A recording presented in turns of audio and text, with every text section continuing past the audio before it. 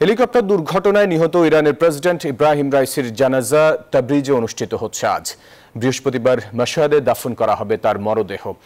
প্রেসিডেন্টের মৃত্যুতে 5 দিনের রাষ্ট্রীয় শোক পালন করছে ইরান।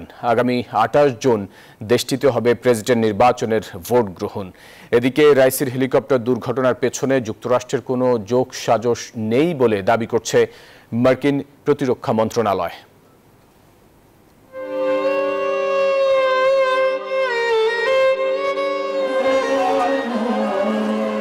প্রিয় নেতা হারানোর শোক কোনোভাবেই কাটিয়ে উঠতে পারছে না ইরানিরা।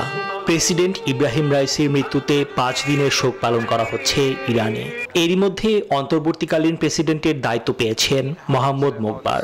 নতুন প্রেসিডেন্ট নির্বাচনে আগামী 28 জুন ভোট গ্রহণের তারিখ নির্ধারণ করেছেন ইরানের প্রধান ক্ষমতাধর ব্যক্তিরা। ইরানের সর্বোচ্চ ধর্মীয় নেতা আয়াতুল্লাহ খামেনি আগেই বলেছিলেন, প্রেসিডেন্টের মৃত্যুতে ইরানের নীতির কোনো পরিবর্তন হবে না। রাইসির নীতি অনুসরণ করেই দেশটির মন্ত্রিসভা অব্যাহত থাকবে বলে জানিয়ে দিল ইরানের রাষ্ট্রীয় টিভি।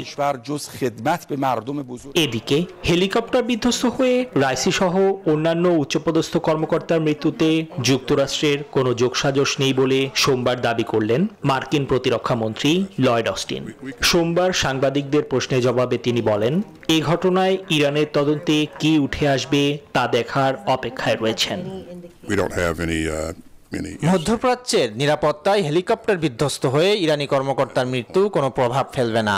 এই মুহূর্তে বৃহত্তর আঞ্চলিক নিরাপত্তায়ও ঘটনাটির কোনো প্রভাব পড়বে না। দুর্ঘটনার কারণ সম্পর্কে ওয়াশিংটন এখনই কোনো অনুমান করতে চায় না। আগামী বৃহস্পতিবার নিজ জন্মস্থান ইরানের মাশহাদ শহরে চিরনিদ্রায় শায়িত হবেন আলোচিত ক্ষমতাধর এ নেতা।